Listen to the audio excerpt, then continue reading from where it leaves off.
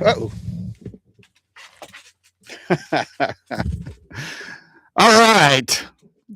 Hello out there, all you cool cats and kittens. Let's see. Yes, there we go. YouTube Live is acting correctly now. All right. Welcome to the Howler Mouse channel, guys. Great to see everyone. Get that off me. All right.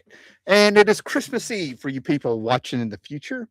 I just had to do this. I had to do this. I was laying in bed and I was just sort of like, I had my days off work and I got a little free time. And then I started thinking about the comics and the holiday comics. And I'm like, you could probably do a quick show before everybody comes over. So, guys, I want to have some company night for Christmas Eve. I'm going to have Christmas Eve in the morning. So let's just slow down for a minute and say thanks for popping in here on Christmas Eve. I hope you, yours, your family, extended family, friends, everyone, I hope they have wonderful holidays. And yeah, man, yeah, I'm really glad to be here. And so we're going to talk about some comic books. I've sort of went through my head a little bit, went through my CLZ app, and made a little list while I had a little insomnia last night. And I didn't pull everything out, right? I stopped at 25. I figured 25, December 25th. You know what I mean? Tomorrow is Christmas. And strangely enough, I figured out that I could have also done I'm probably going to do a proper video, shorter length, showing these comics. And then I'm actually thinking about doing a Christmas special on Daredevil. I've mentioned Daredevil through this here in a minute. Save those comics for later, because there's a Daredevil story that a lot of YouTube. It's kind of like a red flag. I think it's like Daredevil 260 or 266 or something. Let's see if I got that one on there. But anyway, I'll get to it later. But anyway, there's a specific Daredevil story that a lot of YouTubers will kind of pop up with that they say that they love, and weirdly enough, it's the grifting channels and stuff. They don't seem to know that Daredevil Reborn took place on Christmas, and there's some other things, but we'll get to that, right? So anyway, guys, December 24th, 5:36 in the PM Eastern Standard Time for you people in the future. So what do you say we kind of jump on in here, right? So over the years, one of the things about Christmas that keeps us going is when we were kids. Christmas was so exciting when we were kids, right? And the gifts, the family, the smells, the candy, things going on off, you're off of school, the cartoon specials, the movies, so much that goes with it. The Grinch, Charlie Brown Christmas. For me, one of my favorites is the best Christmas pageant ever.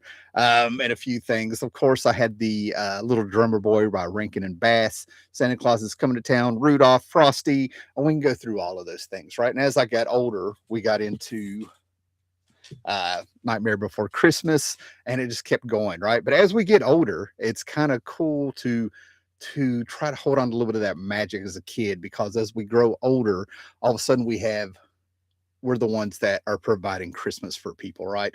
I've been through my kids, stepkid, other kids, extended family, cousins, family, friends, and stuff. And one of the magic things that I found over the years that comics will do for you is the comics will, there's a little spark inside of you that when you read these, you've been able to hold on to a little bit of being a kid.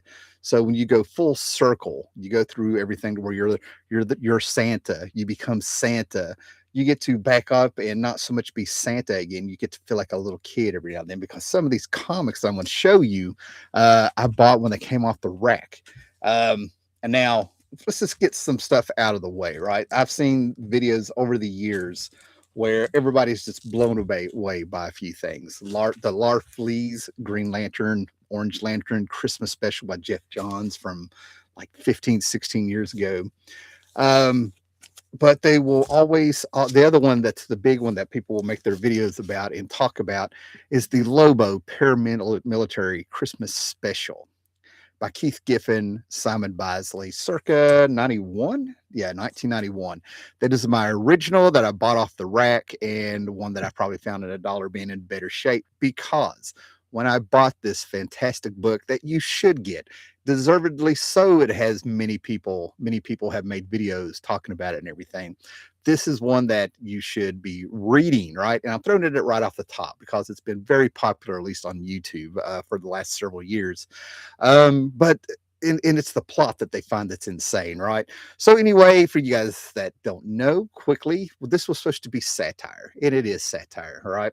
But Lobo was created by Keith Giffen, and then it morphed into this thing to where he was supposed to be satiring the direction that comics were going with its anti-heroes and its violence and stuff, its Punishers, its Wolverine stuff, and he was supposed to be ridiculous.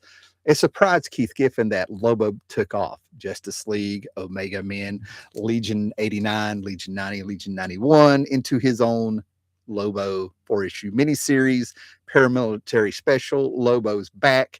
Lobo's miniseries here, Lobo and Hitman, Lobo versus Superman. He ended up in Superman Adventures, the cartoon. And this is one of the things that is fantastic. So the satire in this, going with that theme that it's ridiculous, it's ultra violent, but it's also ridiculous, is that the Easter Bunny has seeked out the main man because Lobo, if there's anything about him, is that he will keep his word. Lobo will never, at least at this point, never break his word. So the Easter Bunny has hired Lobo to take out Santa Claus, but it's not the Santa Claus that you know. This is Santa Claus that is Chris Crusher Kringle and his elves and everything like that. And he's not a nice guy. And Santa puts up quite the fight in here, right? And there is ridiculous violence. There are elves being, we'll say, blown up in a ridiculous way. Eyeballs are flying. It's just brilliant. It is brilliant satire, ultra violence. Somehow it is pure fun, and it's still got a little tinge of Christmas going through it, even though we have Chris Crusher Kringle. So, yes, the obvious choice to get, the one you should get, right? But the whole point of this video is to show you there are other things out there beyond the popular stuff that you find out there. There are deep cuts out there. So now that we've got probably the one that most people know and are excited about, let's check out the comments and stuff, right? We have Tim the Comic Collector out there. Thank you, sir. Great to see you. Merry Christmas to you. Giffen was a legend of his time. Love his JLA too. I've got two more things that we're going to show of Giffen right here on the top of the hour. Okay. So, and at this point, let's just say that if you have popped in, go ahead and please subscribe because we had some fun here talking about comics. And I'd like you to join me for that fun. We go ahead and give it a like because this is a fun video. That could be your Christmas present to me, along with a subscription and hitting the bell. We got that out of the way. So the other thing is that the Lobo paramilitary Christmas special. Okay, I bought that right off the rack because I was already collecting Keith Giffen back in the day. Ambush Bug, Justice League, a little bit of Dr. Fate. He was dabbling in the new universe. There were things going on that Keith Giffen felt like he was everywhere and doing things. But like I said before that, it was Action Comics and Ambush Bug. And here's my original. And here is the upgrade that I found probably in a dollar bin and stuff, right? But I think this is from 86, excuse me, 1986. There is a book I'm going to show you here from December 84 into 85 that I cannot believe that I thought it came out earlier, right? But this is the Ambush Bug Stocking Stuffer. I want you to take this in, right? Take this in. If you are a fan of Deadpool, if you are a fan of John Byrne's She-Hulk, okay? If you like the breaking of the fourth wall, if you like satiring and subtext and commenting on through art of comics in general of the times and things like that, this is for you. The Ambush Bug Stocking Stuffer, cheap and good, years before the Lobo paramilitary special. But what I love about it is that it's just crazy. It goes all over the place, right? Ambush Bug and his sidekick doll Cheeks are just zapping across the DC universe. On one page, we have the Titans, the Fortress of Solitude, the Legion of Superheroes, Substitute Heroes, many pages. It's just wacky. It's out of the way. Night of the Living Doll throws in a little horror. Oh my God, Booster Gold made it into a Howler Mouse video. Dear God, let's just hide that. Yeah, Bug Enterprises. I mean, it's just comedy after so much comedy in here. You can't really have a plot because it jumps around so much, and it's fantastic. But what I like about this is that there is a page where we get to find out a lot of it is Ambush Bug trying to find his sidekick Cheeks, which is actually a doll, but he's getting away from him in this one, and he's all worried. Johnny DC pops in. We get season greetings from around the world. If Ambush Bug was from other countries, doing their speech and stuff around that. Um, and this was the one that made me absolutely love this book. I think I had to have been in seventh grade when this came out. I don't know, but anyway, it was Beware of Santa. He's making fun of the mutants that came out. Look at that costume, right? That is Butch Geist X Factor costume extraordinaire by no means.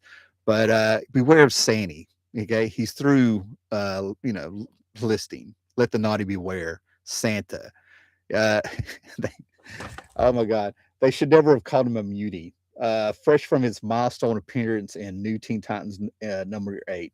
Santa, with my nose so bright, can I guide your sleigh tonight? And he yells, "Shut up your chimneys," and all that stuff like that. Right, one page of your, this could be Santa, Wolverine is Santa, but I just loved how he was like, "Up your chimneys, smoke your." I'm sick of milk and cookies. I'm sick of the North Pole, so up your chimneys. Yes, Virginia, there is a Santa Claus. He sees you when you're sleeping. He knows when you're awake. Another all original concept from DC. And like I said, it's just packed full of fun, satire and other comics and styles. The more you know, the more you can get out of this. Just great stuff. Crisis was coming, you know. So yeah, this is just brilliant. You can read it over and over and over because the stocking stuffer title is exactly the correct title for this. It's brilliant, guys. So we still have one more, and this is where we're getting into it, right? I personally had a great time during the 90s, right?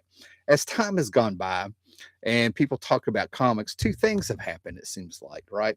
We have a generation of people who have, it's not their fault. It's not their fault. You know what I mean? But we seem to have a generation of people who don't realize that there were other comics before the 90s. There were comics before the 90s, right? I don't know why that's the cutoff date. But yeah, there were comics before the 90s for you guys out there. Then there are people who were there during the 90s, and as they were reminiscing and getting a little bit cynical, they do have a point, but overall, I had a great time, right? They were saying that it was a dark time for comics and the glut of comics that were out there. There was a lot of great stuff out there. And due to the glut of the comics that are out there, yes, the cream rose to the top. We had James Robinson's Starman. We had Jeff Smith's Bone, Mike Mignola's Hellboy. Okay, for some people, the X-Men: Age of Apocalypse. We had Valiant Comics, Defiant Comics, The Rise of Image. So many dead universes came and went. We had Preacher. We had Sandman finishing up. Garth Ennis doing his Marvel kills the Punisher kills the Marvel Universe. There's a lot of stuff you can look for, but yes, there was a glut of comics. At one point, if a comic book shop had bought every comic coming out per month, he would have 800 comics a month on his shelf. Is what I was saying. And then you top that off with the gimmick covers and the alternate variant covers and things like that. So yeah, I get it. But if you knew who to look for, and if you stuck with a creator who paid off for you for years, or even a character. You had your John Burns, George Perez, for some people, Marv Wolfman, Chris Claremont. A lot of people followed Mike Grell still back then, with Shaman's Tears and Shaman's Tears and stuff like that. But I've shown you two great Giffen books, right? And there's a third one. And I need to read this, right? But the Trencher Christmas Bites 1994 holiday blowout. And I probably have not read this in probably 15 years, guys, right? But this was a time in the 90s where Giffen had experimented with another style of art with a Trencher miniseries. Everybody was going to Image there, for a while. In order to keep their creations and stuff. And he had come out with this brilliant style that took a little while to get used to. But from what I understand, he was not using pencil. He was going straight to pen. And then the colorist had to come in and play around with it, right? So that was a mini series. But the whole idea of Trencher is that he reclaimed souls for heaven, I do believe, right? He goes after a couple Elvises. Has a thing about not wanting to go after kids and stuff. But yeah, so here we are at Christmas time, right? So let's take a look at this real quick. I need to give it its own bag at some point. There's a chance that I've not read this in a while, but I do remember enjoying it quite a bit because it had ridiculous superhero stuff in it. Uh, Art, as you can see, that you could just spend all day taking in, and a bit more of a plot than his ambush bug stuff, right? See if it has anything else in here that helps. Yeah, but it plays in with the whole plot and concept where he's reclaiming his soul. I just don't remember who it is. Yeah, by my buttocks betrayed. Captain America type characters in this one. Blaze and Glory. Still doing some superhero satire in there. Satire of the government, this super soldier formula apparently comes into play. And he did some of the same gags. Apparently this was supposed to be through this was through Black Ball Comics. This one's not from Image. Black Ball Comics did not survive very long. So if you even know it, I have a Heroes Illustrated that explains Black Ball Comics. I didn't realize that they'd put that out. So anyway, that's another one, right? So what is that? We got 22 more to go. So we're going to get on moving here. And we're going to go to a little bit more. Let's go to the superhero stuff that I saw as a kid, right? There's two characters I was mentioning before that it seems like Halloween. Christmas stories just seem to sort of fit them. I don't know if it's where they're darker characters, or if we can see a bit more of the humanity that can be touched with during Christmas because they are street level heroes, or at least one used to be. And then if you got the power of being always prepared no matter what. And this was when I was a kid. There's two of these, right? So when I was 10 years old, I looked up, and Batman and the Outsiders started with issue number 1. I don't remember if I had their first appearance or not at the time, but I definitely bought the number 1. And in my mind, at 10 years old, I was like, this is the number 1 book that I'm going to follow and buy every month for decades. I will have the first 200 issues that I bought month by month and all the annuals. I was thinking like Marvel, where I had missed, I wasn't even born when Fantastic Four number 1 came out and things like that. Well, here's my chance, because before this, I had never seen a Batman number 1. So as the story went on, we had 2 Christmas specials in here because Mike W. Barr, Jim Aparo, Batman and the Outsiders, and the Phantom Stranger was also in this one, right? So you still get that creepy Halloween kind of effect in there. The Scrooge effect, as I call it, with the 3 ghosts. It's really a ghost story, even though it's set during Christmas and stuff with the Christmas theme. And in this one, I think a lot of kids are disappearing, and the Phantom Stranger pops up, and he's like, Batman, we have to get them out. It's a 1-issue standalone story, and he's not showing up, but in white is the Phantom Stranger looking over the Batman and the Outsiders. What was wild is these Christmas issues, even though they're not worth anything, they actually were popular there for a little bit. Jim Aparo, back in the day, had his fans, and as I'm sure there are some out there now. He had his fans, and of course, he was back on Phantom Stranger from where he was in the 70s. The Hand That Rocks the Cradle. So, like I said, it's just a nice little story set during Christmas. Phantom Stranger coming in and out, Batman being Batman. This is when he had lost Robin. Yeah, a lot of people were being turned into kids. Also, people were reverting back to babies. Yeah, and it turns out, I remember now, it was one of Jim Aparo's drawn Phantom Stranger villains from the 70s series and stuff, right? Turned people into babies. Babies were talking. It actually was a little bit creepy. It had a creepy effect, like those creepy kids on Barbarella and the other creepy kids that were on that Star Trek episode where all the adults disappeared but the kids survived. I need to turn that around. Then the second one that I bought, that I really enjoyed this one because I wanted to see Geoforce get his face bashed in. Not going to lie, the way they were writing him and stuff is, he was a prince, he was a king. But when Brian Geoforce here got this new costume, he made this weird speech where he was like, "Yes, yes, green to represent my powers come from the earth, and gold for me to always remember and cherish how valuable they are," or something like that. And they were sort of like, I just like the color scheme. I also cannot stand when we take our heroes, we put letters on their. Superman gets by with it, but when we put letters on their costume, that's a trope that just got on my nerves and stuff, right? But this was something about Jim Aparo being on Superman. Um, yeah, this book was actually popular a little bit, like I said, with the Jim Aparo fans. If you're out there and you're one of them, let me know. But Who's Afraid of the Big Red S? And it's just a plot that they sort of set up here.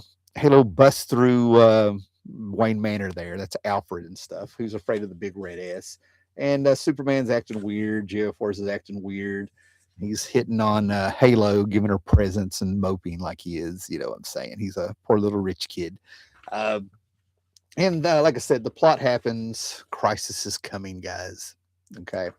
It was when it was called Universe, Crisis on Infinite Earth.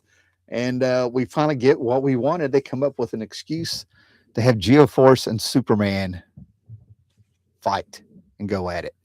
Geoforce is mad. And then, of course, he comes in with the one punch. And this was really good writing because there's a psychology to make you turn the page.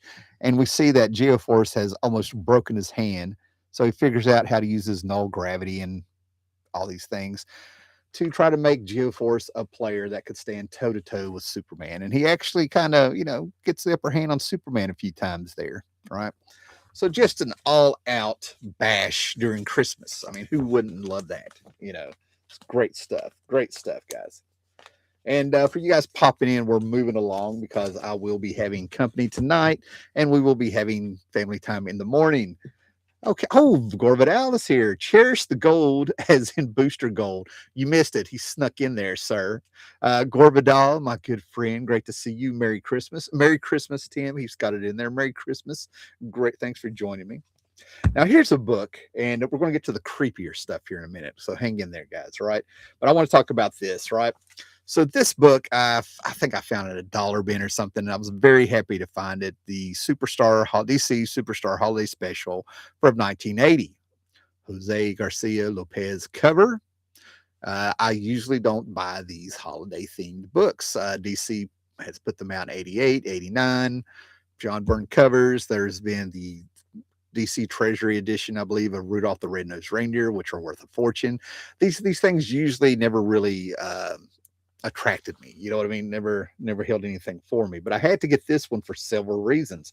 First of all, it's more 1979 than 80. Second of all, it's the first time that Frank Miller drew Batman that published and it was published. I've had this in my hardback from 1989, the complete Frank Miller leather-bound edition that my grandmother got me. It's in here. It has a Sergeant Rock story.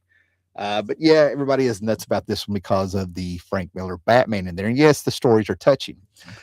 And like I said, the theme of Batman here is that there's just something about characters like Batman and Daredevil where they're the Christmas stories really seem to pack a punch. Maybe it's where they're the most human. I don't know. You know what I'm saying? But the things that I end up liking is that there's a story here where we get Cain, Abel, the House of Mystery, the Witching Hour, Destiny, and we get a little Christmas story with all the horror hosts, right? I'm a sucker for all that stuff. I'm an absolute sucker for all that stuff, right? 1941, I feel like I'm the only person to like that movie. I saw this, I was able to see this at a drive-in in the town I'm living in now when it came out. I thought it was great. But yeah, I love the fact that we have our horror host. I can't help it. I mean, I'm not apologizing, but I can't put my finger on it. And then you have your war stories during Christmas, very touching, more human. And these things were written by people who actually served in the military and probably a lot of them were World War II veterans, right? But this Superman story is very special to me also because we have Jose Garcia Lopez doing the Legion of Superheroes. This is the only time that I can think that he was handling those characters. So yeah, we go to the future. My goodness, and we get some fantastic penciling. All right. So DC Superstar Holiday Special 1980. There you go, guys. highly recommend that one as well. Okay, now let's get to some creepier stuff. And I do mean that creepy. We have several things to show that are more traditional. We have some fun things we're going to show. But let's get into something that I thought was very cool. And I really, like I said, I had the idea last night in bed to do this video uh, tonight. So I really grabbed these things, grabbed these books, went around the room. I have boxes out everywhere, so I can easily put them back. And a lot of these I have not read since I acquired them. All right. So I'm going to struggle through this one. But if you like Preacher, before Preacher, we had Garth Ennis doing Hellblazer, right? And he did an epic Hellblazer story that was pulled into the Keanu Reeves movie, if you liked Constantine. And then, of course, we had the short lived TV show with, and also Constantine popping up in, oh my God, that CW show. Something to Tomorrow. I don't know, whatever. But anyway, I'm really, and then we had the straight to DVD animated features. The cartoons where that actor was also voicing those. They were fantastic. But before all of that, this is where a lot of the popularity really took off. Constantine was already popular, and then Garth Ennis came in and did the really popular story of Constantine getting lung cancer and tricking the devil and everything. But he also did this one shot, issue number 49 of Hellblazer with Steve Dillon. Steve Dillon came in for one issue, and they did this amazing story that I want you to really take this in. I want you to look at this cover. That is not Dave McKean. That is Tom Canty for you guys that are Dave McKean fans. This is from 1992. Well, what I really like about the story is that Garth Ennis makes me nervous. I really had to come to terms about Garth Ennis, about buying his stuff because he was a proud atheist, to put it out there. Yet he was writing things like Preacher and this, having no problems taking religious.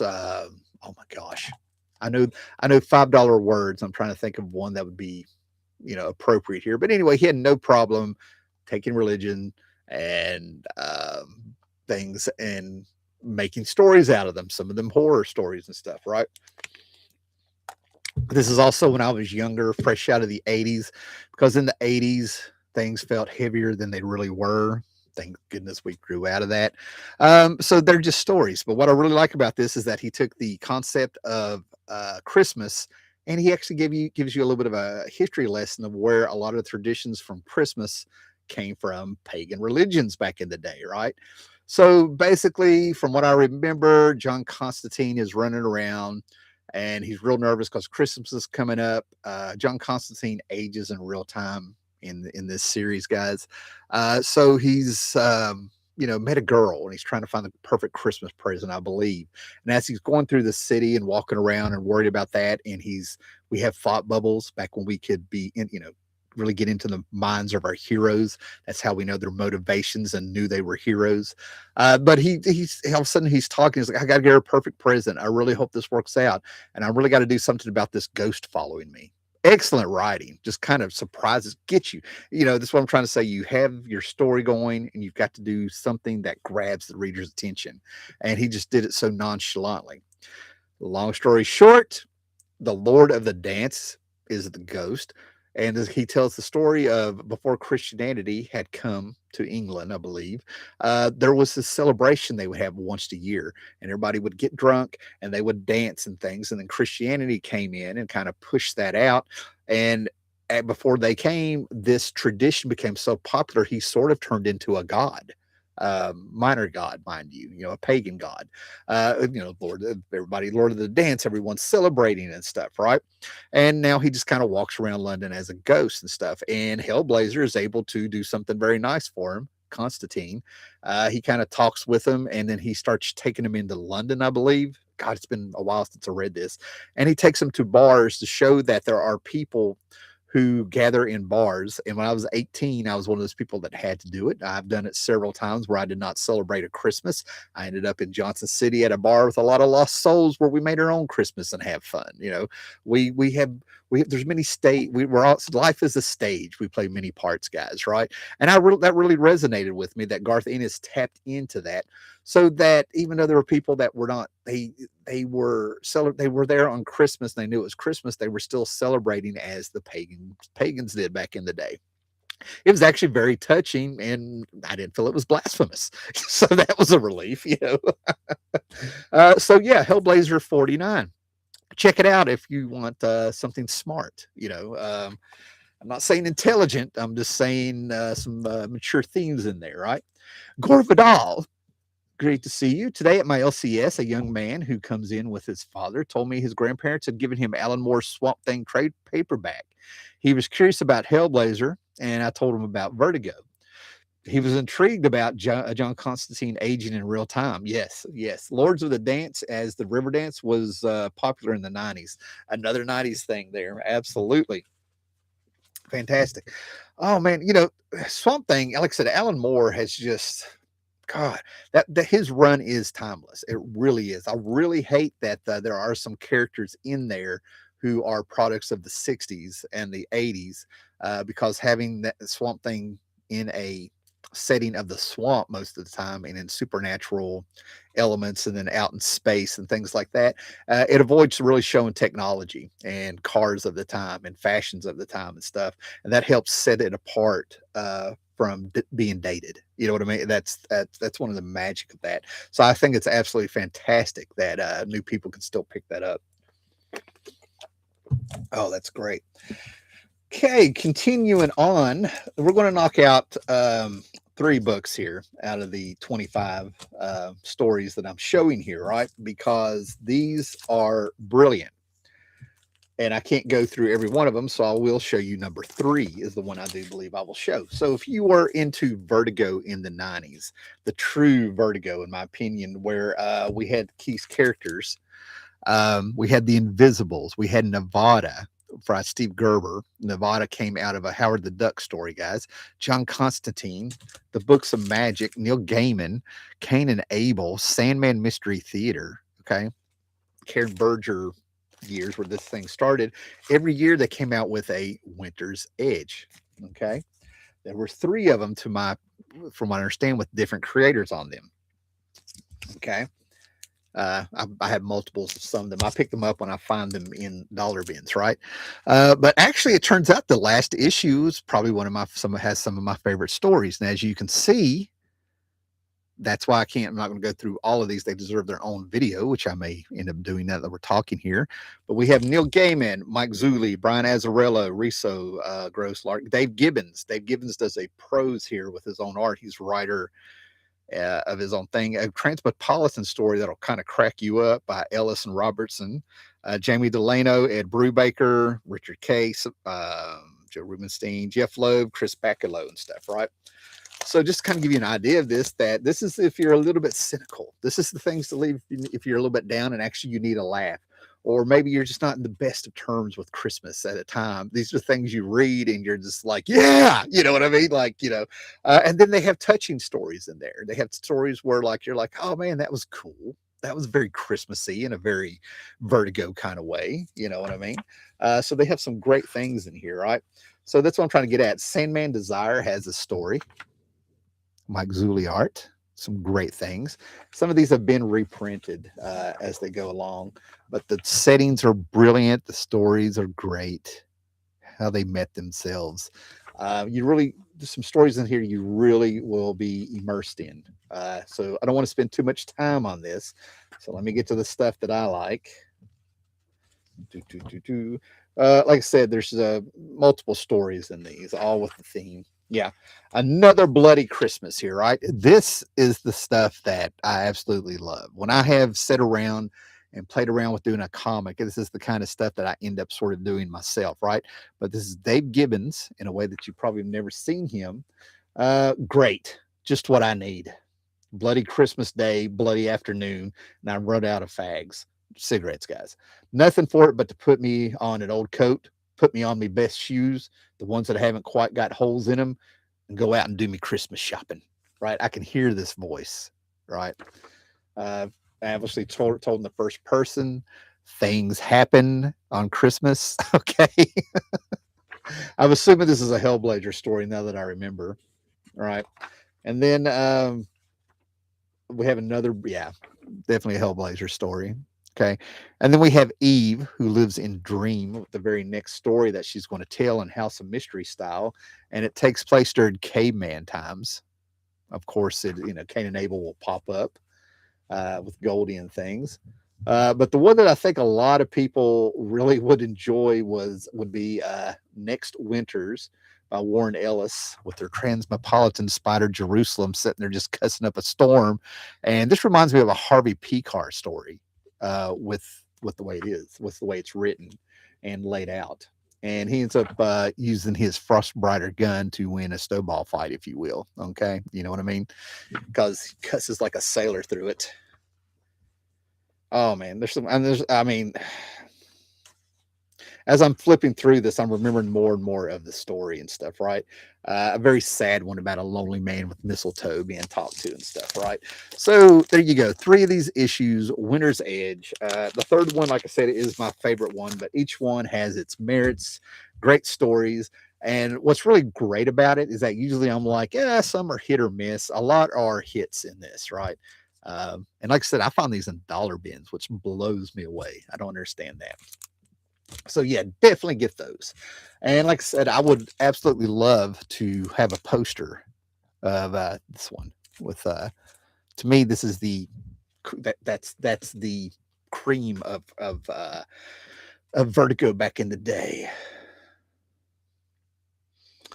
Gorvidal, the young man, must be maybe 18. He hasn't read Swamp Thing yet, but he knew about it. And then Gorvidal says he has never seen the Winter's Edge books. Good and cheap, guys. Good and cheap. Yeah. Um, I don't know if I find a bunch of them, Gore. I'll email you. And yeah, I'm trying to think. In a few weeks, I'm planning on maybe going to a con. I can keep an eye out for some of them. Now I have multiples, but I kind of want to keep my multiples. But if I find some for you, I will. And if I have more than 2 of one of these books, I'll definitely maybe email you about sending them.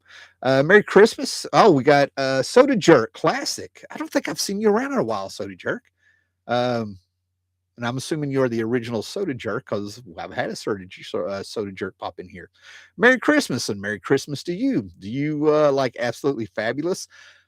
I love it. My wife loves it. You talk about finding someone here in America that even knew the show. She absolutely loves it. Oh yeah. Young ones, absolutely fabulous. Of course, Monty Python. I'm watching IT. Getting into that. The BBC TV show from the 90s. I think it's my third favorite sitcom after Seinfeld and Three's Company. Yeah, absolutely fabulous is fantastic. My favorite scene actually was Patsy had patches on her, nicotine patches on her. And when she took off her shawl, if you will, she had bunches of them. And when they were taking them off of her, they were like, she's reloading them. She's feeding them. She smoked so much, she's reloading the nicotine patches. I also liked when the daughter got out of prison and Patsy walks over and you think they're going to get into it after not seeing each other for years.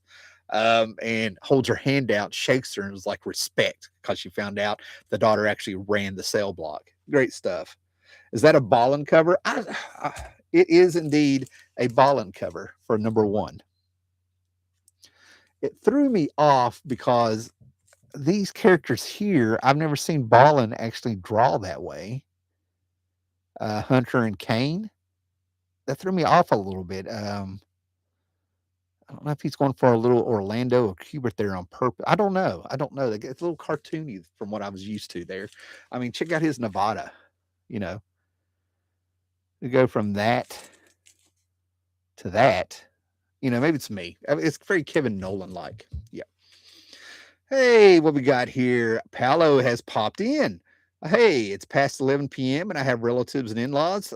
Smooth my pain with entertainment.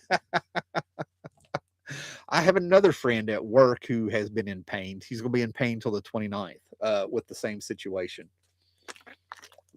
So, Paolo, I will do what I can, right? So, like I said, for you guys that have been here and are just now getting here, some of this stuff is your standard Christmas stuff. And then some of this stuff is just your creepy stuff. You know what I mean? Your creepier stuff, right? So, I can't remember if I counted this Spider-Man or not, but back in the day, I actually sent in what I thought a plot looked like, not a scripted comic, but a plot plotted out throughout. And I wanted to take Spider-Man. This is in the late 80s when McFarlane was on. And I wanted to take the idea of like he's got a model going and he's doing all this stuff. And I loved McFarlane's style, but I was at that age where I was already sort of missing back in the day when Parker had money problems, like felt like real problems.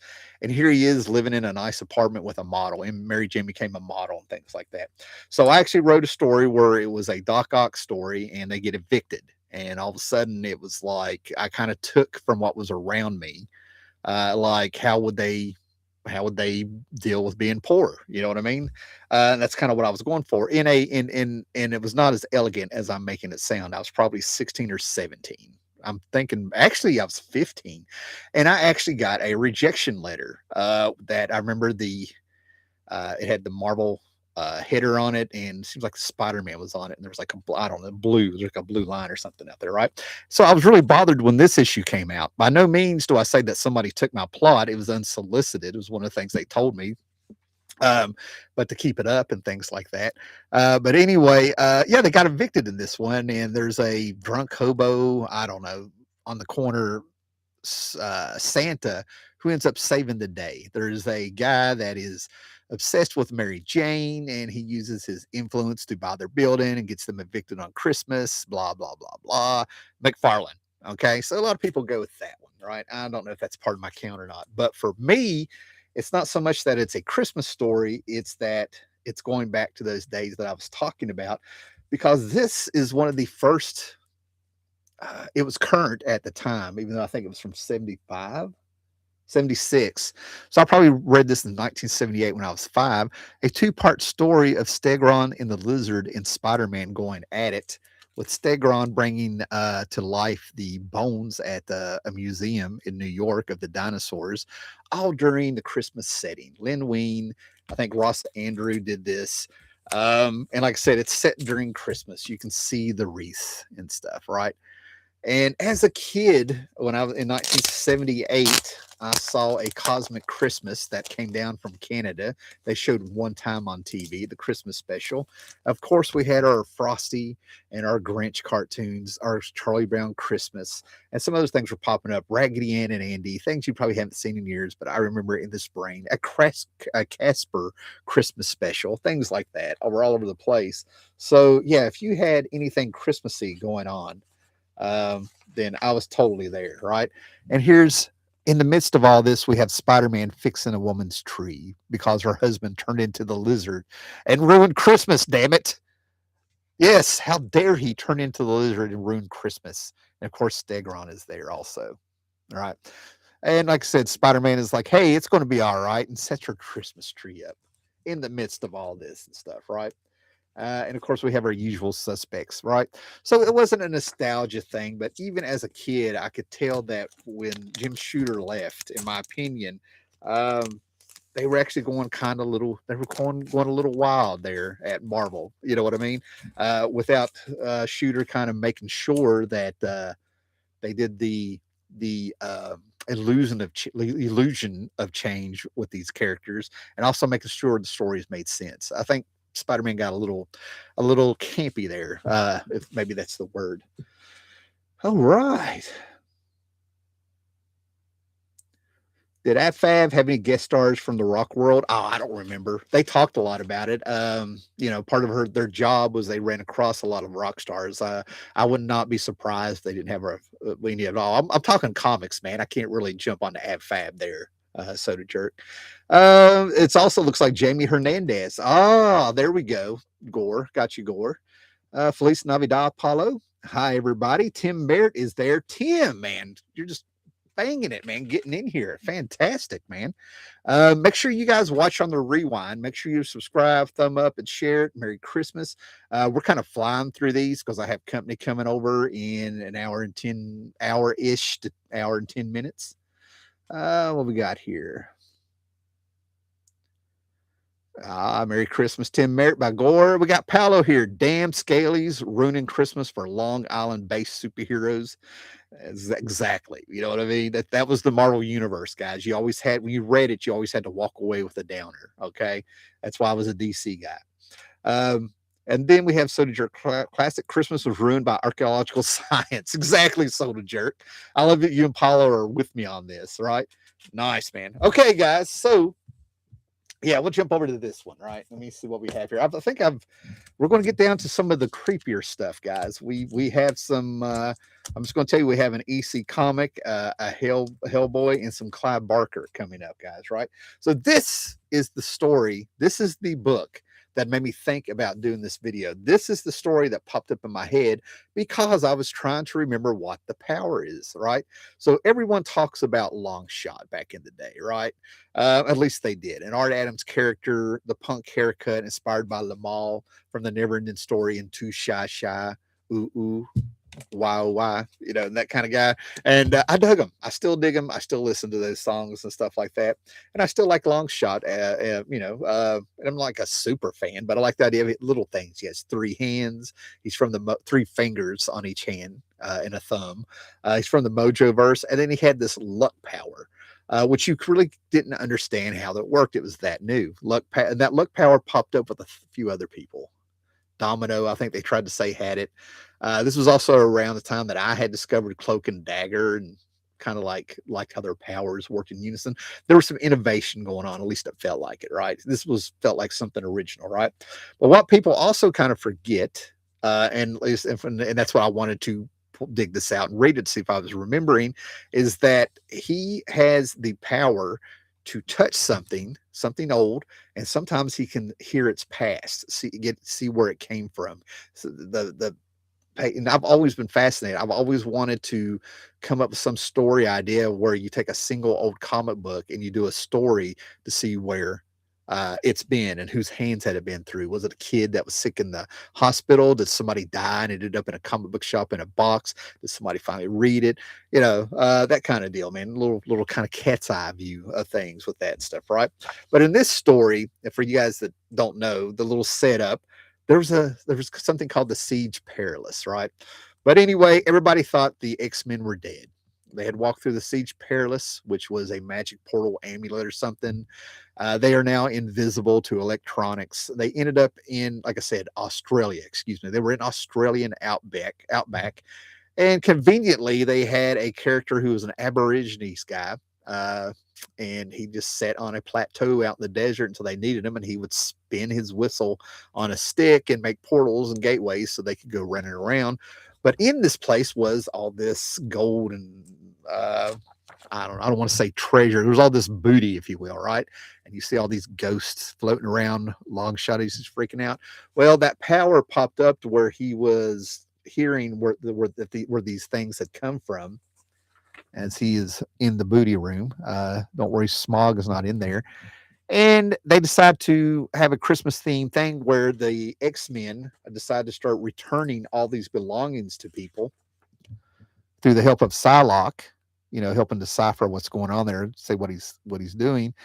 And they go around the world on Christmas and they are returning. They made 3 or 4 stacks, stuff that they could hear, stuff they couldn't return, and stuff that had no story to it, so it was theirs. And this is how they were able to, survive, keep having money. It was an interesting plot point. So they go around the world thanks to Gateway, and they're returning things. And like I said, the world thinks they're dead. Their friends thinks they're dead with what's going on. And at the end of it, they do a nice little thing.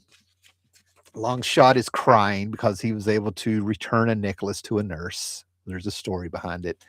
And of course, in the midst of this, Dazzler gets her motorcycle. She gets her Christmas wish. And Gateway, they give him a little present. He gets his recorder, his flute, however you want to say it, and he gets to sit with Rogue and play it, because he doesn't speak and stuff, right? So X-Men 230, a little known Christmas story that actually is well done, despite my tone there, yeah, good stuff there. Good stuff. Mark Silvestre, Here we go. Didn't Longshot have bird physiology like the original Angel? I know he was lighter than what he was supposed to be. He definitely wasn't human. I guess he was a mutant for where he came from, which is why he got into the X-Men on a technicality because the rule was you had to be a mutant. So I don't know. I don't know. But anyway, I long shot. I thought he was cool. I got into him. Long shot's power is Mojoverse plot armor. Mojo made the mistake of casting him as the hero, and the hero escaped all dastardly traps. So, yeah, yeah. Those Mojoverse, Mojo. When Art Adams was able to get a hold, do a little bit of Mojo there in those X-Men annuals and things like that, you were in for a wild ride, especially with the X babies, which I'll reference here in a minute. So, at the beginning of the hour, I was sort of talking about Daredevil stories, right? There are several Daredevil stories, right? I have a box of Daredevil up there, right? All Daredevil, all to his own, right? And there's several Daredevil stories over the years. Daredevil 241, during Daredevil Reborn, it takes place during Christmas. As I told you, there's a story of like where I think it's like in the 260s. There's two or three more. 253, there's a Christmas story and things like that. But I think it's issue 266. I bought those. That's the era. I bought Daredevil off the stands probably from 86 up till probably about. Actually, it was probably issues like 240 all the way up to, it's a solid 5 years, 240 to 300. Not anybody's interested. I was able to back up and get the rest. I had random from my stepdad and stuff, random issues. But anyway, there were several stories that popped up, right? But the first one that I'm able to track down is called Snow. And that is, and ironically or coincidentally, or whatever, that is also the story of the title of another story I'm going to show you from like 1948 or something, with the Spirit. But anyway, Marvel Fanfare number one, 1981, I believe, 82, from 1982, one of the greatest years of the 80s, pop culture wise, at least. But yeah, they started with Marvel Fanfare. The direct market was taking off. Marvel makes this book to have in the direct market comic book shops. And what I remember about this is they were bragging that like every page is made of the paper. They use the paper that you usually use on the cover. So every page should pop and everything like that. And I remember getting a hold of a few of these like by 86. I was able to get a hold of these. I had a friend like in seventh, eighth grade who had a few. And I started thinking real quick, I'm like, are these leftover stories? A lot of these things just didn't feel like there was a lot of effort to put into them, right? Now, this first issue was fantastic because on the inside, you have a spread out, you have a cover, or well, you can take it apart, but you have a 2-page spread of Silver Surfer and Spider-Man by John Byrne. The back cover is by Frank Miller and Daredevil. Mike Golden does the story of X-Men, Spider-Man, Kazar, all in the Savage Land, Fast Descent into Hell. Chris Claremont, I believe, is writing. Yeah, Claremont and Mike Golden. So right there, you have something going on, and you would have 2 or 3 stories per book in this one. Then we have a second one in here, right? And we have a writer named Roger McKenzie, and we have the great Paul Smith before Paul Smith was Paul Smith, before he became famous on X-Men, and he was an animator, I think, with Bakshi or something, right? But we have the street level story of a bunch of thugs have robbed a Santa on the corner. They don't show the beating, of course, you know what I mean? But Daredevil comes in. And this feels like, I don't know if Paul Smith studied Will Eisner, but I see a lot of Eisner in this. Okay, guys? Because there's the title Snow written in there. Or maybe by this time, Eisner had such an effect on comics that it was just second nature to know to do this, right? So he talks to Santa, and Santa's like, we have to, it's the kids. We've got to give to the needy and all this stuff, right? This guy won't give it up. So he tracks down the thugs, and of course, he beats them up. More of that gratuitous violence on Christmas, if you will. And whatever's going on, they must have stole something important because this guy is actually jumping across rooftops to get away from Daredevil with a briefcase. So anyway, at the end of it, this guy needs a Christmas miracle in the briefcase. I remember now. In the briefcase, the guy had a ton of money. The briefcase, of course, busts open, and as the Santa is walking down the street, like so defeated, like I need a Christmas miracle, guys, it rains down all the money that fell out of the briefcase so he can give to the needy. He can now buy presents for the needy, right? And I'm like, that really felt like a spirit story in my eyes. You know, not saying it was or wasn't, or I don't know what their intention was, but there's a lot in there that I felt was highly Eisner influenced, right? Yeah, here's my original and the upgrade, right? Okay, guys, so let's take a. I don't know if I did these. Yeah, we'll jump over here to She Hulk a little bit, right? So this is a little bit of a cheat. There's an extra book in here if you're really into it and stuff. John Byrne did this cover, and with What the they did a special Christmas issue, special with issue number 10. What's funny is that I couldn't find my number 10 forever, and it turns out I had double bagged, and that is a John Byrne cover with Santa Claus on there, right?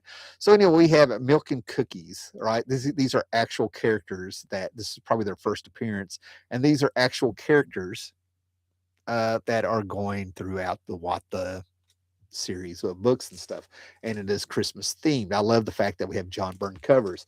By this time, I think he had officially returned to Marvel from the Superman books, right? Now, why am I referencing that, right? Because I'm going to show you a story that he did in She Hulk, and it would not be resolved until almost 2 years later, maybe three, I don't know, right? So I'm just kind of showing this John Byrne coming back to DC. We had Marvel Comics Presents number 18, where he did a She Hulk story. This is Christmas themed. We have Willie Lumpkin for you guys that are uninitiated, but Willie Lumpkin is famous in Marvel because he's the Fantastic Four's mailman. Okay, all right, he's one of those characters would pop up throughout a lot of the Fantastic Four run, if you will, and he's delivering mail, and it's all themed there, and there's She-Hulk in there. And this is John Byrne doing a bit of a prequel to announce that he has a She-Hulk book coming out, and this is the first time that She-Hulk talks to the audience, breaks the fourth wall. I don't know who did it first, Animal Man or She-Hulk. I don't know. I never thought about it, right? So with her breaking the fourth wall, I have multiples of this. I keep trying to find a decent copy. I always find out they're watermarked and stuff, right? So John Byrne stayed on the She-Hulk book for, I don't know, 8 or 9 issues, right? And he ended up leaving, but he left a dangling plot line. He ended up leaving the book in 1989. And from what I remember, it's because they were messing with him, right? What we did not know at the time is that this She-Hulk book and She-Hulk breaking the fourth wall, despite the fact that she was still popping up in the Marvel Universe, not doing that, it turns out that this book is meta. This is a comic book you would buy if you were in the Marvel Universe. Yeah. Marvel Comics for years had been mentioned in Fantastic Four and things like that, they needed to call Marvel so they can do their comic with their newest adventure and stuff, right?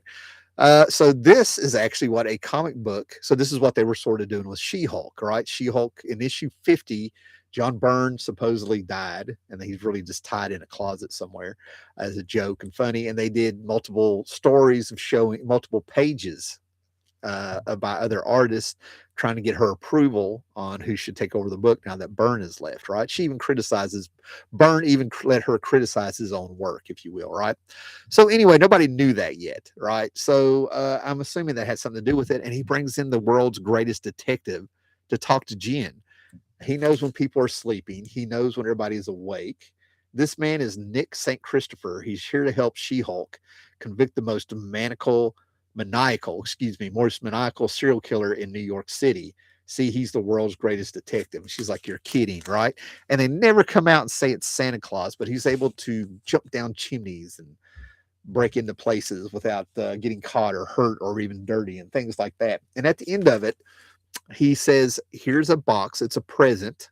Okay. A yellow box, red ribbon, bow. And she says, do not open it till Christmas, and you'll know which Christmas to do it. Byrne leaves the book and he comes, I don't know, I think he was gone. Is it 22 issues? He gets to come back. It was issue 31, I believe. And in issue 36, we have this cover. That is She-Hulk in her human form that she's no longer able to revert back to. And her dad. Hi, this is Jen. I can't come to the cover right now. You remember Answering Machine, guys? Do y'all remember those? This is Jen, for you guys that don't know what that is. Hi, this is Jen. I can't come to the cover right now as Wheezy and I are on our way to California to spend the holidays with my dad. Leave a message at the sound of the beep and I'll get back to you next issue. Thanks. So basically, what happens is that she goes to see dad. Dad is acting kind of funny. I think he and Wheezy are hitting it off a little bit.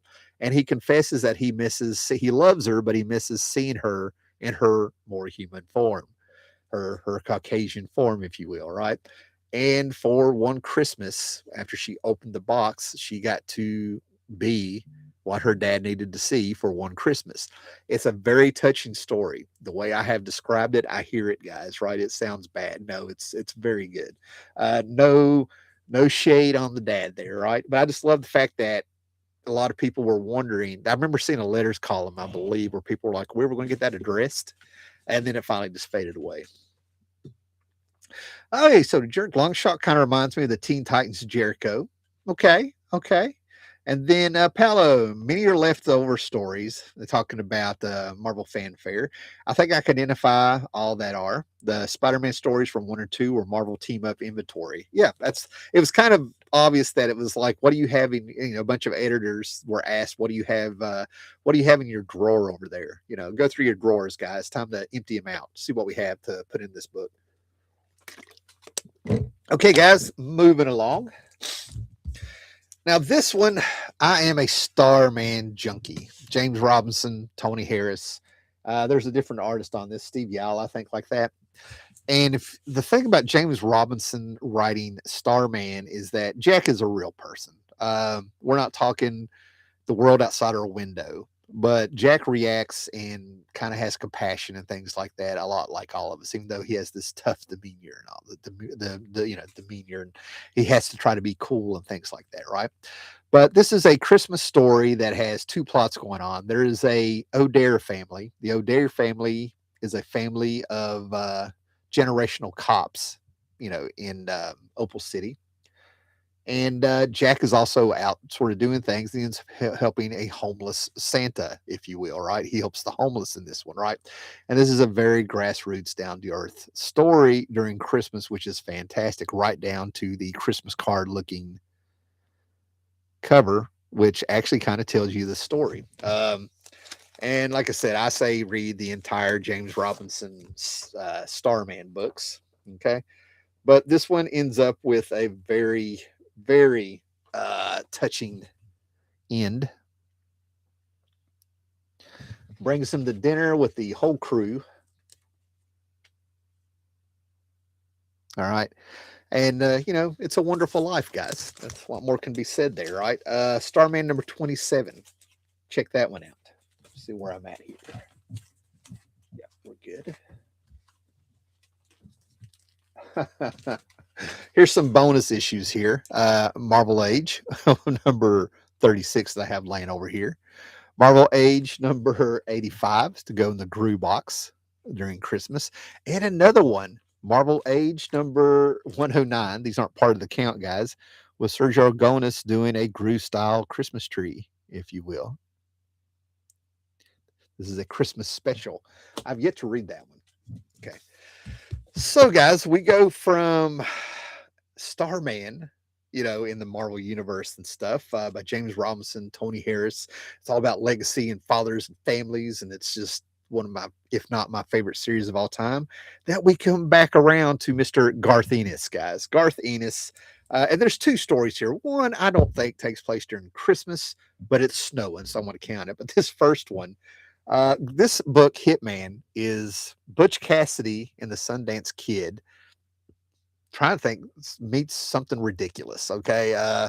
It's actually, it's got like a wise guy sense of humor, right? It's sometimes it's ridiculous. And then all of a sudden it's got like real life violence and demons and things like that, Bader and things like that. And then sometimes it just feels like it's 7th grade humor, right? So in this one, Hitman, who seems to have a sort of a set of morals, if you will, he only takes contracts on people with powers, villains, and things like that. And he gets to pick and choose who he goes after, right? And if somebody hires him, yet again, Santa has a hit on him, but it's not the real Santa. It's Santa with radioactivity. This is a radioactive Santa. right? And to me, when I hear that, I think of a plot from The Tick. Okay, there's a multi Santa character that humps, and the more he gets hit, the more he duplicates. So you have an army of Santas running through The Tick, and that kind of reminds me of this. And I really have not read. When did this come out? 1998. So guys, the Santa contract I have not read since it came out, right? So we're probably talking December of 1988 or January of 99 that I read this, right? But yeah, he's running around. He's dangerous. He's got to be taken out. And of course, I'm sure there's some kind of twist. But anyway, we have Garth Ennis doing his Garth Ennis humor around Christmas and nuns in New York. And Tommy Monaghan, if you guys don't know, his power is that he has telepathy and X-ray vision, yet he hardly ever uses them. You know, the powers are more than secondary. And he's a vet of Desert Storm, right? So that's how he got into it, right? So yeah, you just have him going back and forth and chasing the dangerous radioactive Santa, right? So I just remember enjoying Hitman all across the board, and I'm actually more prone to tell you if I remember something being lame or not. Now, with that description of Hitman being all of those things, here is an Eisner Award winning issue, right? This one best single issue, I believe, in 1999, 2000, something like that. And at this time, guys, I like to remind everybody to subscribe, thumb up, hit the bell. I'm winding down, guys. We've been through a lot of books here, right? Oh, what do we? And then, and I actually love this. This is 2 issues. I was able to tell John McCrae, the artist, online. I don't know if this is Twitter or Instagram. He actually posted this talking about it. I'm like, yeah, I bought 2 when it came, And he was like, God bless you, man. So there's 2 of them, but this is fantastic. This is where we have a serious take on several things in here, right? Morality, worldview, uh, immigration, even a little bit, a really cool take. And now, guys, I'm gonna go ahead and tell you as I'm talking here, Garth Ennis, I've actually met him, and in my shorts on YouTube, I've got a little clip where you see me talking to him about 10 years ago and stuff, right? But anyway, I wish I kind of had more time to talk to him about this issue. So in this issue, Tommy, our hitman, it's snowing. And like I said, I'm not saying this is a Christmas issue, but it takes place in the winter, I believe. No, it doesn't even take place in the winter, but it doesn't matter. But Tommy is on top of, in my mind, it took place in the winter, so I'm completely wrong. But anyway, I'm throwing it in with the Christmas stuff. Anyway, he's there and he's ironically on top of a building at night, and he's actually reading Time magazine with Superman on it, and he looks up, and there's Superman. Now, Superman, all of a sudden, they end up talking a little bit, and he's caught Superman in a moment. It works, guys. Where Tommy is completely a stranger, if you will. He and Superman actually hit it off, and Superman talks about he had to make a choice. He was trying to save, I think it was astronauts or some people on a plane or something, and he had to make a choice: save this many people and do it this way, and let one person die or not. But basically, Superman could not save everybody. So Tommy is like, man, you did what you did. And he was able to say everything in a very compassionate, empathetic way that Superman was like, huh, you're right. He even told him some of the best things about him is the fact that when he came to America, he became an American. The way he talks about it, you didn't come down here and become a Kryptonian. You respect your heritage and all this thing and talk about it, but you became an American when you came over here. And I found that very interesting considering that Garth Ennis came over and lives here. And I feel like he was talking through Tommy about his experience with America and Superman being that symbol and stuff, right? So, and then Superman ends up thanking him, flies off, and then you find out Tommy goes over to the side of the building and pulls out his sniper rifle, and he's there doing a contract at a guy across the street. He was waiting for him to get home. Now, there's a little bit of a follow up to that. There's a Lobo, not Lobo. There's a Hitman Justice League 2-issue miniseries that came out when the series ended. I think it came out when it ended, and they were recruiting, or it was in just JLA number 6 or 7 by Grant Morrison. But I feel like it's It's the JLA hitman that I'm talking about. But anyway, he ends up there on the watchtower with the heroes. Superman comes in and he's like, "Hey, Tommy," and he's like, "Hey, Soups, how you doing?" And Batman, who's run into Hitman in the first 2 or 3 issues of the story, his first story in Hitman is that he got a contract to kill the Joker, and Batman stops him after Tommy threw up on Batman's boots. But anyway, he's Batman is just appalled to see Superman and Tommy hitting it off, and he was like, "What are you doing? This is a hitman. This is a killer. He kills for money and all this stuff." And then Superman gets real quiet and goes, "What were you doing on the top of that building that night, Tommy?" You know, like, so there's a little bit of a follow up years later. Good stuff. So, guys, now we're going to go all the way back to the 80s, and I want to show you a story that blew me away when I found out that it came out in 1985. It came out in the Best of Blue Ribbon Digest number 58, maybe. See if it's on the back. It's not on the back, but I had it. My brother had it. It had the Super Pals. I'm going to show them to you on the cover and a bunch of other little stories. And we threw it around the house. It got beat up. I watched it disintegrate till one day it just wasn't there anymore. I don't know where it went. Turns out the thing sells for 50, $60 on eBay. But they had this story, and on the cover, and as far as I know, the Super Pals, this was the only time I saw them. In there where we had these little sugar and spike sort of versions, kid versions of the Justice League, of the Flash, of Superman, Wonder Woman, Batman. It was the Super Juniors, excuse me, the Super Juniors. And they helped Santa. Yeah, we had this, all right? 3 sugar and spike Christmas stories, and then you had the Super Juniors in it. 66 pages of gloriousness for $1.50. And I swear I thought this was like from 1983. No, man, this was in the midst of Crisis and Booster Gold coming and stuff, right? So anyway, we get an origin story, and they end up helping out Santa Claus and all these broken toys and evil versions of the Weather Wizard, and these villains that they have to do. It was a very short story. It was very cool. Um, and actually, apparently, this is their origin.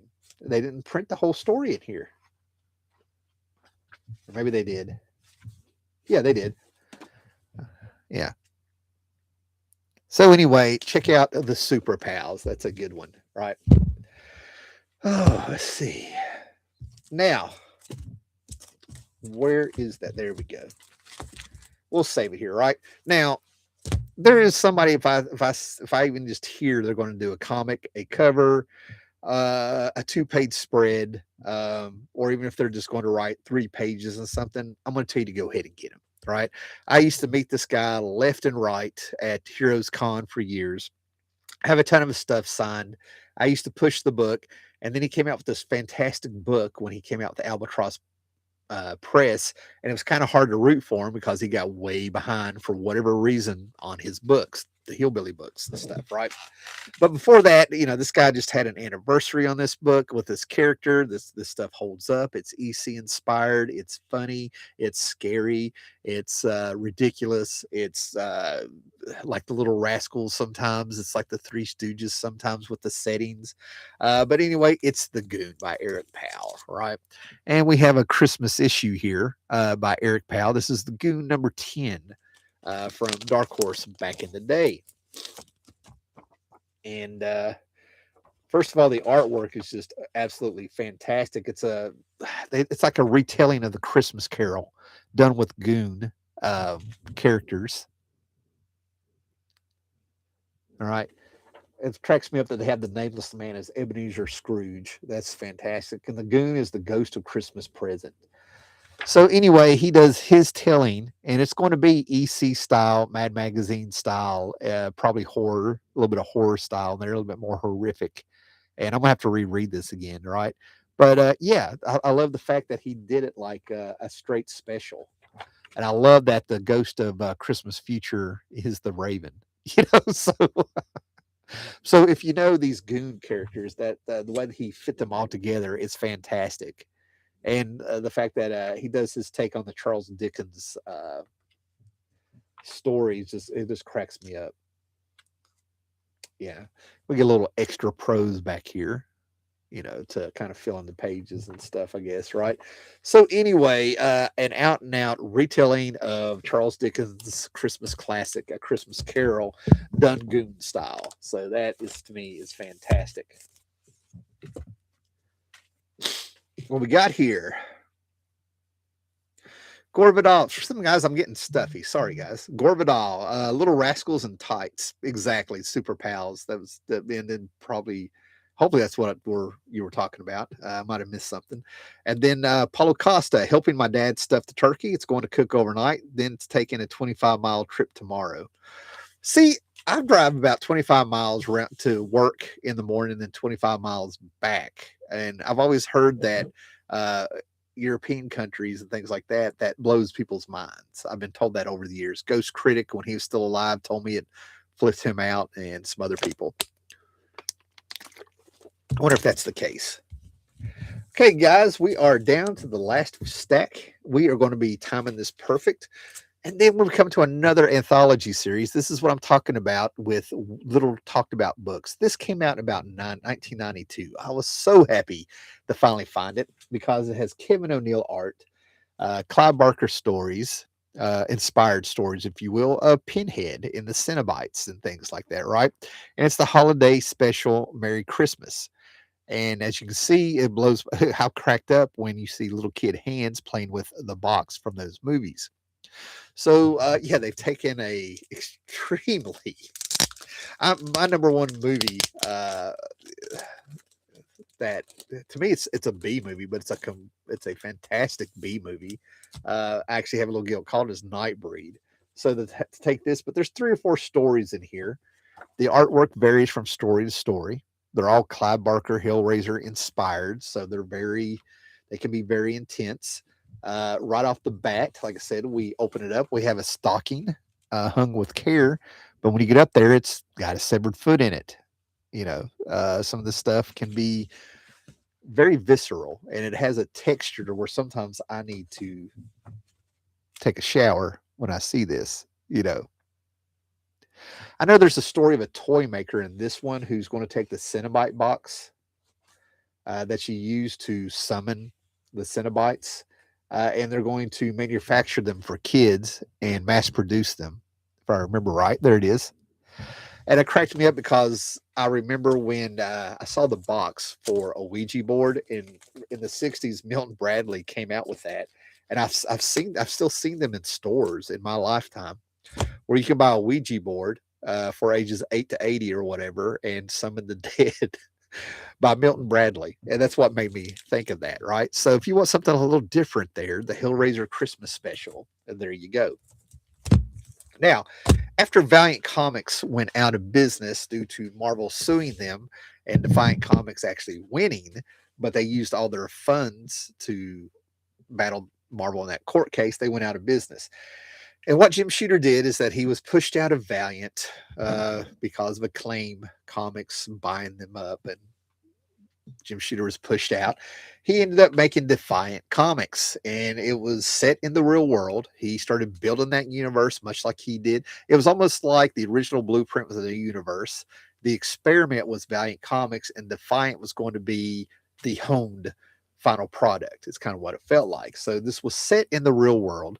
But one of the first things that he did is that he had another dimension where called Plasm. They had to change it to Warriors of Plasm.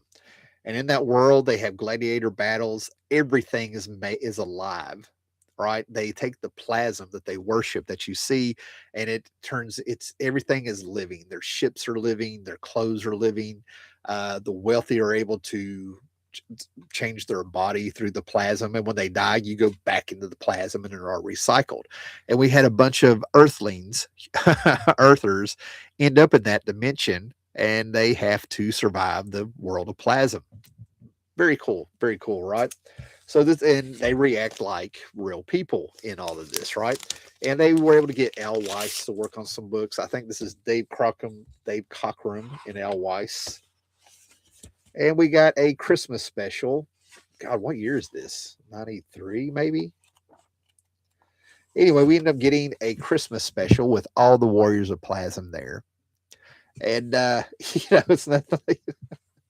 And it's just a really fantastic read. It's a dense read. You have to go through there. And who wrote this? Where are the credits? 1993. Anyway, it gives you enough prose to get caught up on the book, the gladiator battles, who the characters are, what's going on with our humans that are stuck here, how they're adapting to the world and surviving. And I think this is the one where they are able to finally get home. If I remember right, that's the Christmas catch, guys. They were able to get home for Christmas, I think. Yeah. Yeah. Some of the characters are finally able to get home just in time for Christmas. So yeah, the Jim Shooter Warriors of Plasm, and like I said, I think there's 13 issues of Plasm. They're cheap. I say check them out. David Lapham doing the art, and Jim Shooter writing the series. Fun stuff. Now this is actually signed by Brian Hellraiser.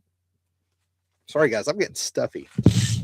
Anyway, but this is a Clerks Holiday Special by Kevin Smith himself and an Art Adams cover on there, signed by Brian O'Halloran, who played Dante. There's Randall, all of them in there. And the biggest thing about this that I can tell you about this is that this is well worth getting. It fits right into the Clerks movies and the View Askew universe, like everything else did by Oni Press. And if you watch the movie, there is the convenience store, okay, and then there's the video rental store, and Jane Silent Bob stand outside of it. And you see there's another door, and they finally ask what's in the other door, and it turns out it might be Santa's workshop. Okay, so if you like the Kevin Smith Clerk stuff, this is for you, right? In Clerks 3, Randall ended up moving into that middle room, but this was great, right? And now we have an awesome holiday special that I do believe I did order this through Wizard Magazine. I feel like I did. And this was a big thing because it was Alan Moore working with Rob Liefeld. Rob Liefeld had left Image, formed Extreme Studios. I think that fell through, and he did awesome studios, I believe. And he was able to score some stories of Youngblood by Alan Moore. Unfortunately, maybe 2 issues came out, multiple covers on one. There's a little bit of hype for this. Doc Rocket. This kind of tied into some of the Image stuff that he'd already done, some Supreme characters where he had already worked on Supreme with Rob Liefeld. And through Wizard, you were able to get this holiday special. Now, what's in it? I don't know, but it's Alan Moore. I probably haven't read this since it came out, and I'm fine with that. I'll probably end up reading it. But Santa is in it. It's Alan Moore doing superheroes, and yeah, you can't go wrong with that. Another thing that we have here is Hellboy. This is volume 3. I'm going to show you a one shot in this. This is the Chain Coffin and other stories and others, of course. And I got rid of a majority, not all of them, a majority of my Hellboy stuff so I could start getting the trades secondhand, wherever I can find them, because I found out that Mike Mignola, when he comes out with a trade of Hellboy stuff in things like that. I don't know if he does it with BPRD because I don't think he draws those. But what he does with the Hellboy stuff is that he will add pages to help with the pacing of the story and to expand on the story the way he wanted to. I've read many times Mignola has said that, especially with the island, where he pretty much did pages and pages and was disgusted with them and threw them away and started all over. This one has a story where a little kid keeps looking at Hellboy, and every time he looks at Hellboy, he sees Santa Claus. So, with Hellboy being the investigator that he is, oh, where is it? Of course, we would have a Christmas story then the Hellboy way. There's the Chain Coffin.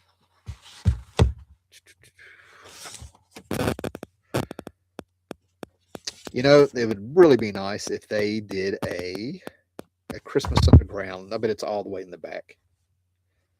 I wonder if they've ever had Hellboy and Krampus going at it. Anyway, there is a Hellboy story in here somewhere that is Christmas themed. I thought it would be simple to find. There's no table of contents in this.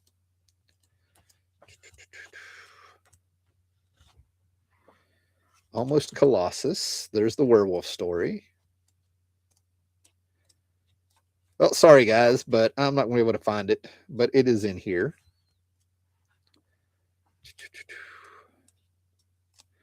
And that one is on me here.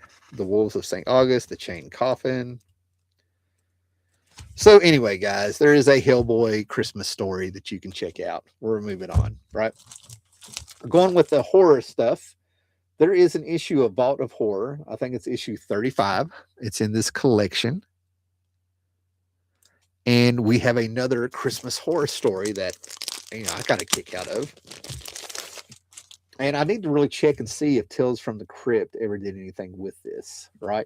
Now that I've read quite a bit of these EC collections that Dark Horse has been putting out, it's really amazing. There's a lot of stories that end up being formulaic. They kind of repeat themselves, and then they'll have something that's absolutely brilliant and stuff like that. But this is The Witch's Cauldron, Shoe Button Eyes. And some of the stuff in here is really graphic. Oh my goodness. But anyway, it's a brutal story. Shoe Button Eyes.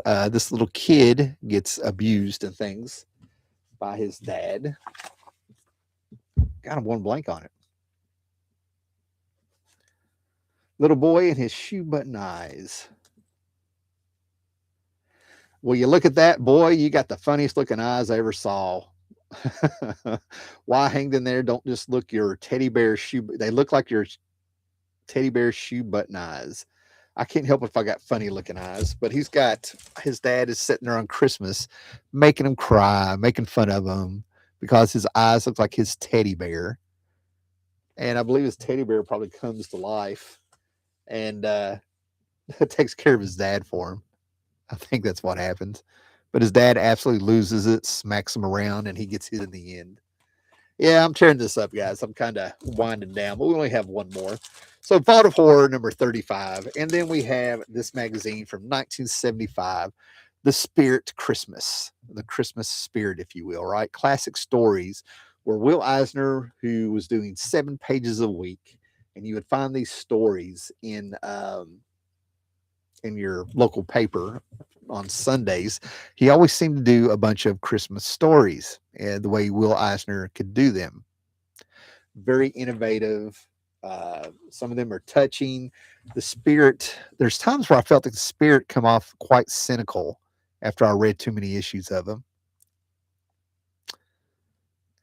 And these are just a joy. Anything Will Eisner that has anything to do with the street. We have Ivory White getting to have his own Christmas little Christmas story there. And of course, these are in black and white in magazine form. Oh man. See, this is good stuff. If I end up like holding this for too long, here we go. And then we have the one that I would track down, see if it's online maybe, is The Christmas Spirit, A Christmas Fable, where we have a lot of prose and a Will Eisner actually being like an artist. And there was peace. Yet the shepherds, their swords still clasped, and their sheep, the people, milled upon the bloody plain, not knowing whither would go. Then did come from the 3 corners of the land 3 wise men to meet and to decide upon a new direction. For the sheep were weary, and the flock yearned for green fields and quiet pastures, and they were sore impatient. So only the shores of the Atlantic Sea is where they met. And then you have to read the panels to see the subtext of what he's doing to go with that. And there did confer in the manner of men. So it's very artistic. And I can see stories like this having a lot of influence on many people. Frank Miller, Alan Moore, especially in that one, and things like that. So there you go, guys. That's a bunch of comic books there. what did I say? 25, and then a few that I flashed here and there, and one that wasn't a Christmas story, but in my mind it was, and I want to keep it there because it doesn't say it's not a Christmas story. so, so everybody that jumped in here, make sure you thumb it up, subscribe, leave your comments there in the future. We are here on December 24th. It is now 7:03, and I'm going to be signing off. I'm going to read these comments. Thanks for everybody that popped in here on Christmas Eve. I hope you have a fantastic Christmas, guys. I really do. So I appreciate y'all taking this time. I'm going to have people here in less than 30 minutes. Like I said, we have them in the morning. So let's get through this. And guys, sorry I started winding down there, man. I didn't. That's a lot of books to do and try to remember off the top of your head. Some I haven't read in years. So sorry about that. And the Hellboy story, sorry about that, guys. But, you know, we're all friends here. So let's get here and get the comments. I always love the comments. All right. We have the library. Is that the library 8878? Merry Christmas to all. Merry Christmas to you. They love the Kevin O'Neill cover on the Hellraiser special. That Hellraiser special is a fun read, guys. It really is. About everything I showed you is a fun read, fortunately. They come back in. P.S. The Plasm Holiday Special is written by Lynn Wein. Thank you. Thank you. Yeah, I'm so stuck on Jim Shooter when it comes to the only stuff with Valiant that I buy. Yeah, this is an excuse. I screwed up. But anyway, the only stuff that I really push for the Valiant universe is all the Jim Shooter years, a year and a half, almost 2 years. And then the Defiant Universe, in my head, it's all Shooter. He had many people working there, but you're absolutely right. It was Lynn Wein. Very good call. Appreciate that. John, you're here. You made it. John 7054. Happy holidays. Merry Christmas. Same to you. Merry Christmas, all. It's now midnight in Western Europe. So we have made it to midnight. I want to assume it is 12:05 for our international correspondent Paolo there on Christmas Eve. And then here we go, right on time. The library 887 comes back up. I just found that Hellboy trade in the thrift store for $1. Will find he will find the Christmas story. Merry Christmas. I'm gonna go through it and make sure I didn't pull the wrong one, the wrong book. So anyway, Merry Christmas, guys.